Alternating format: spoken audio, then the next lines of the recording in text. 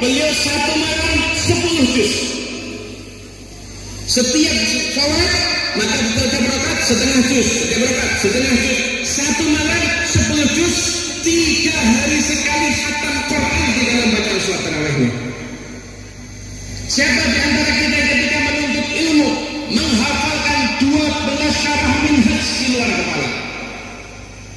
Siapa di antara kita yang ketika usia belianya kalau mendapatkan ikrar cinta dari Nabi Muhammad SAW? Siapa di antara kita yang menghiasi waktu-waktunya dan beribadah di jalan Allah Ta'ala?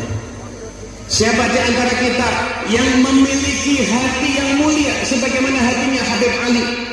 Beliau adalah Habib Ali bin Muhammad al-Habsyi. Setiap malam mendoakan semua orang yang memusuhi beliau seperti mendoakan orang yang cinta kepada beliau. Siapa yang punya hati seperti itu?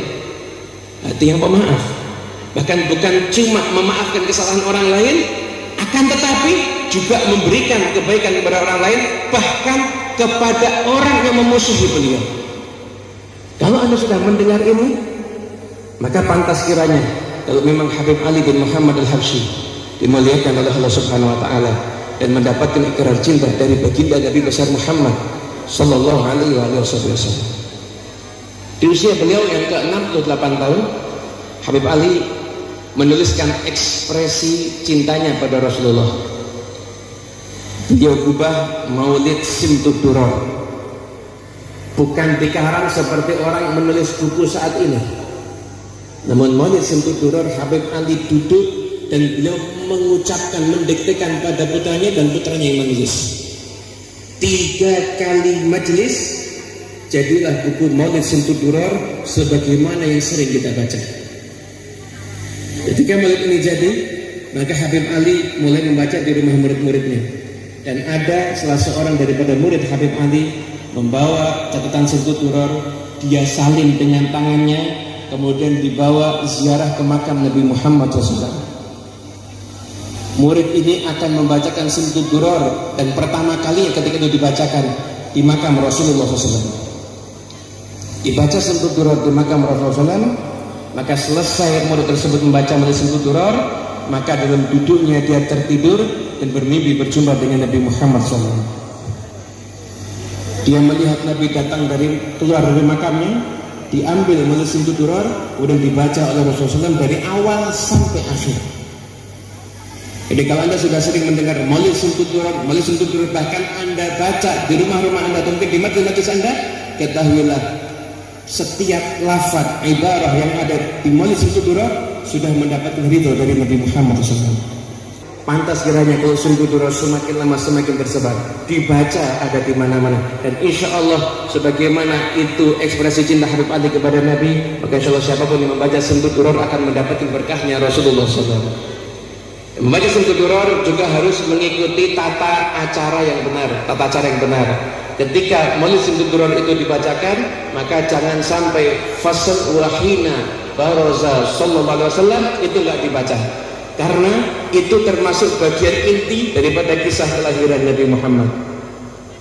Hadirin yang dimuliakan Allah Ta'ala, kemudian Habib Ali juga punya banyak murid, maka murid Habib Ali tersebar, ada di Indonesia ini, tersebar banyak sekali di Nusantara. Ada murid Habib Ali, Habib Muhammad bin Idris al-Habsyi yang ada di Surabaya. Ada murid Habib Ali, itu Habib Alawi bin Segaf as-Segaf yang ada di Pasuruan, yang merupakan guru daripada para kiai yang ada di Pasuruan. Kemudian ada pula murid Habib Ali bin Muhammad al-Habsyi, Habib Abu Bakar bin Muhammad as-Segaf yang dimakamkan di Masjid Jami' Gresik. Kemudian ada pula murid Habib Ali bin Muhammad al-Habsyi, Al-Habib Ali bin Abdurrahman al-Habsyi Blitar, Al-Habib Ali bin Husain al-Attas, dan semua para ulama yang ada saat ini itu rata-rata mereka murid atau anak murid dari Habib Ali atau cucu murid daripada Habib Ali bin Muhammad al-Habsyi. Lalu itu sendiri dari gurunya sambung ke Habib Ali. Oleh karena itu acara Hausul ini menjadi satu magnet yang kuat di hati ini. Kenapa? Karena ikatan hati antar pengunjungnya itu kuat. Kenapa ikatan hati antar pengunjungnya kuat? Karena sangat keilmuan mereka sambung kepada ulama yang dihauli, yaitu Habib Ali bin Muhammad al-Habsyi.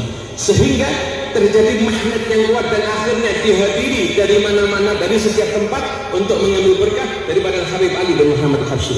Begitu juga dari para ulama Nusantara yang lain. Ayah Habib Ali adalah seorang mufti Makkah, Habib Muhammad bin Husain Al-Habsyi. Ayah beliau, kakak beliau Habib Husain juga seorang mufti. Ipar beliau seorang ulama, Habib Abdullah Segaf yang terkenal ada di kota Makkah. Dan para ulama Nusantara sangat keilmuannya tersambung sampai ke ayahanda Habib Ali. Di antaranya adalah Kiai Haji Hasyim Asy'ari, pendiri Jam'iyah Nahdlatul Ulama. Beliau di dalam kitab Tasniful Asma dikatakan beliau berguru kepada Al-Habib Alawi As-Segaf, ipar Habib Ali, dan juga berguru pada Habib Husain bin Muhammad bin Husain Al-Habsyi, yang mana sanad keilmuannya sampai kepada ayahnya Habib Ali. Sehingga suatu hari Kiai Haji Hasyim Asy'ari beliau mencari daripada keturunan gurunya yang ada di Indonesia saat itu. Maka Kiai Haji Hasyim Asy'ari mendatangi Habib Alawi, dan ketika Kiai Haji Hasyim Asy'ari berguru kepada para habaib, maka itu menjadi suatu bukti bahwasanya seorang ulama tidak akan berguru kepada keturunan Nabi yang palsu. Itu merupakan tanda bahwasanya para habaib sudah diakui adalah cucu Nabi Muhammad SAW. Berguru dengan para habaib, kemudian menjalin hubungan. Tidak cukup berguru, menjalin hubungan. Kiai Haji Hasyim Asy'ari dari Jombang datang ke Solo, menjumpai Habib Alawi. Ketika berjumpa dengan Habib Alawi, inti daripada maksud beliau mau bersilaturahmi, dan beliau menyambung hubungan dan mengatakan, sesungguhnya aku adalah murid dari paman antum, yaitu Habib Husain bin Muhammad bin Husain Al-Habsyi. Bagaimana akhlak yang luar biasa ditunjukkan untuk menyambung hubungan dengan para ulama, menyambung hubungan dengan anak cucu Nabi Muhammad sallallahu alaihi wasallam. Karena siapapun yang berpegang dengan anak cucu Nabi, manhajnya mereka, maka tidak akan tersesat. Dua hal yang tidak akan terpisah sampai haud nanti, kitabullah wa itrati ahli baiti. Habib Ali pun bukan hanya punya hubungan dengan ulama masih hidup, bahkan juga dengan yang telah wafat. Yaitu dikisahkan di antaranya selain Syekh Abu Bakar bin Salim, Syekh Umar bin Mahrumah, dan banyak ulama yang lainnya pula, Habib Ali punya hubungan yang erat dengan Syekh Abdul Qadir Al-Jilani. Salah seorang sahabat Habib Ali, Habib Abdul Qadir bin Tidbah, beliau bermimpi 3 kali berjumpa dengan Syekh Abdul Qadir Al-Jilani, dan Syekh Abdul Qadir Al-Jilani mengatakan, sampaikan salamku kepada Ali dan katakan kepada Ali, aku mencintai dia, dan sebut aku di majlis-majlisnya dia, maka dia pun akan aku sebut di majlis-majlisku. Maka Habib Abdul Qadir bin Tidbah pun mendatangi Habib Ali dan seraya menyampaikan mimpi itu pada Habib Ali. Maka Habib Ali pun merasa bergembira mengatakan, apakah Syekh Abdul Qadir mencintaiku? Maka sejak saat itu di majlis Habib Ali bin Muhammad Al-Habsyi dibacakan manaqib daripada Syekh Abdul Qadir Al-Jailani. Bahkan di saat itu setiap ada orang yang datang untuk meminta berkah nama untuk putranya, maka Habib Ali memberikan nama Abdul Qadir. Dan banyak yang diberikan nama Al-Habib Ali menjadi orang-orang yang luar biasa. Di antaranya Al-Habib Abdul Qadir bin Ahmad As-Segaf, yang kita tahu guru daripada para ulama. Di antaranya pula Imam Masjid As-Segaf, yaitu Al-Habib Abdul Qadir bin Abdul Rahman As-Segaf, yang beliau wafat dalam keadaan sujud. Wafat dalam keadaan sujud saat ada di masjid, di bagian masjid yang termulia di mihrab, ketika hari Jumat, di saat mengerjakan sholat Jumat, di sujud yang terakhir.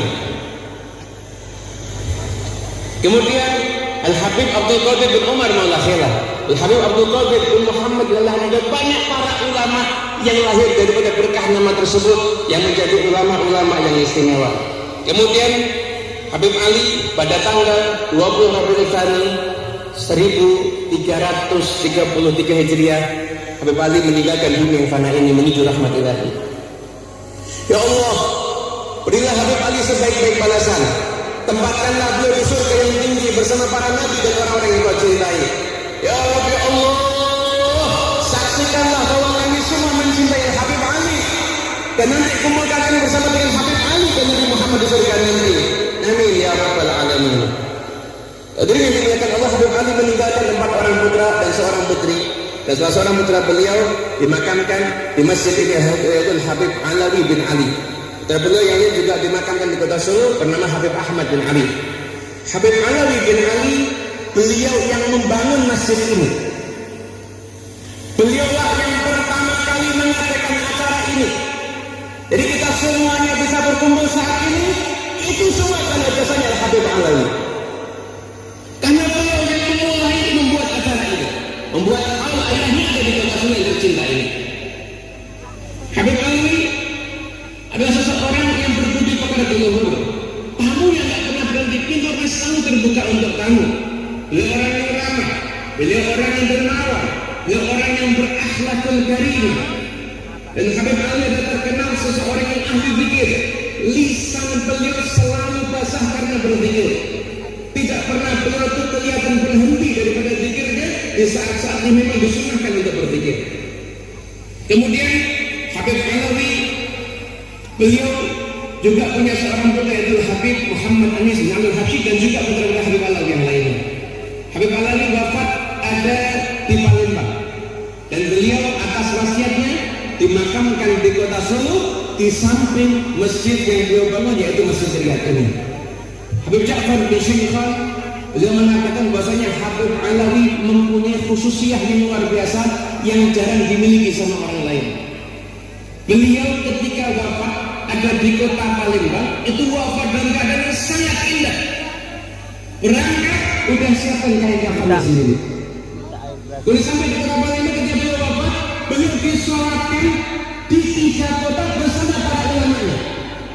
Disolatkan di Palembang bersama para ulama, disolatkan di Jakarta bersama para ulama, lalu disolatkan di Solo pun juga bersama dengan para ulama. Dan beliau itu diiringi jenazahnya melalui udara dan juga melalui daratan dan juga melewati daripada lautan. Itulah khususnya daripada Habib Alawi bin Al-Habsyi yang beliau kemudian meninggalkan putranya yang beliau didik menjadi seorang yang saleh dan meneruskan perjuangan beliau, yaitu Habib Muhammad Anis bin Alawi Al-Habsyi. Wasiat Habib Ali kepada Habib Anis ketika beliau akan pergi ke Palembang, Habib Ali mengatakan, "Duhai anakku, sesungguhnya aku ingin engkau ikut dalam perjalananku ini. Namun apabila engkau ikut, siapa yang akan mengurus masjid ini? Nggak ada yang ngatur murahah, nggak ada yang ngatur murid dan majelis taklim. Begitu pula ibu dan saudara-saudaramu akan kesepian jika kita semua berangkat. Apabila engkau mau tinggal di sini, maka engkau akan menghibur mereka semuanya. Wahai anakku, cukup engkau antarkan aku ke Semarang. Nanti jika aku telah menuju Jakarta, maka engkau tinggalkan aku, engkau kembalilah ke Solo. Dan kuwasiatkan kepadamu apapun yang terjadi, berusaha untuk memakmurkan tempat ini. Kerjakan kegiatan ini, roha, maulid, majelis taklim bersama dengan saudaramu Abu Bakar. Kerjakan di tempat ini rutinitas sebagaimana biasa, sebagaimana yang pernah aku lakukan ketika aku berada di tempat ini. Dan sampai sekarang rutinitas itu masih berjalan hingga saat ini, bahkan semakin lama semakin makmur. Majelis taklim, maulid, hizb Al-Quran antara maghrib dan isya, sholat 5 waktu berjamaah di masjid. Jadi ketika aku tidak ada di sini, ada engkau di masjid, ini istilah Habib Ali yang dipikirkan siapa? Tetangga masjid itu tidak kesepian karena ada keberadaanmu di sini. Yang dipikirkan tetangga sekitar, dipikirkan sama Habib Ali ketika beliau akan safar, dan disitulah ada wafat yang Habib Alawi bin Ali Al-Habsyi. Dan aku, wahai Anis, tidak perlu mewasiatkan kepadamu untuk mengurus ibumu dan saudaramu, karena aku sudah menyaksikan ketika aku ada, aku sudah sayang kepada mereka, dan aku yakin kalau aku tidak ada, aku akan jauh lebih baik lagi kepada mereka. Wasiat yang luar biasa ya Habib Alawi kepada Habib Muhammad Anis, dan beliau pun melanjutkan perjuangan ada di masjid ini. Habib Anis bin Alawi Al-Habsyi, beliau yang merintis untuk menyambung hubungan lagi yang sempat terputus antara Nusantara ini dengan Hadramaut, negeri asal para wali songo. Ketika itu sempat terputus, maka Habib Anis berangkat bersama rombongan, kemudian berjumpa dengan Habib Abdul Qadir Muhammad dan para ulama yang lainnya, kemudian meminta dai yang masih muda untuk dibawa ke Indonesia dan untuk berdakwah di Indonesia dan agar menyampaikan berdakwah di sini dan akhirnya membawa murid untuk belajar ada di Hadramaut sana, dan akhirnya dipilih Habib Umar bin Muhammad bin Habib, dan terus kesinambungan dakwah itu berlangsung sampai saat ini. Habib Ali